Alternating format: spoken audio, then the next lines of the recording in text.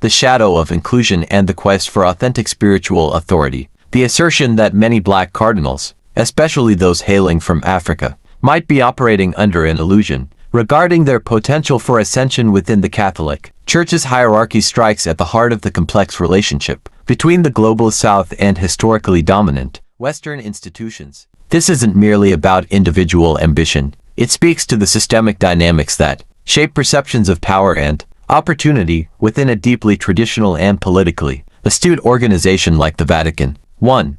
The allure and limitations of symbolic representation. The elevation of African clergy to the cardinalate is often presented as a sign of the Church's growing universality and its recognition of the vibrant faith present on the African continent. These appointments are undoubtedly significant milestones, offering a platform for African voices within the highest echelons of the Church. However, it's crucial to examine whether this representation translates into genuine influence and a realistic pathway to the papacy or central power. The risk lies in mistaking symbolic inclusion for substantive power. While a black cardinal holds a prestigious title and participates in the College of Cardinals, their actual influence within the intricate networks of Vatican politics may be circumscribed by historical precedent, established alliances, and the subtle but powerful biases that can operate within any long-standing institution. The very act of their inclusion might inadvertently serve to perpetuate the illusion of equal opportunity, masking the deeper structural barriers that remain.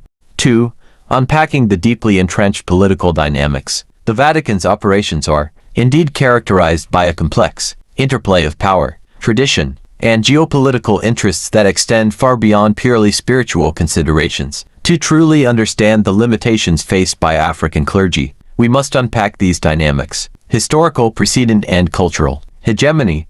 The papacy has been overwhelmingly European for centuries, creating a powerful cultural and historical inertia. This precedent shapes expectations, informal networks of influence, and the very understanding of what constitutes papal leadership. Unconsciously or consciously, this historical weight can disadvantage those from vastly different cultural backgrounds, curial power and institutional knowledge. The central administration of the Church, the Roman Curia, is predominantly staffed by individuals with long tenures and deep institutional knowledge, often rooted in European traditions and perspectives. Navigating this complex bureaucracy and wielding influence within it requires years of experience and integration into established networks, which can be challenging for those coming from outside this core. Geopolitical considerations. The Catholic Church is a global actor with significant diplomatic and political influence. The selection of a pope is often viewed through the lens of global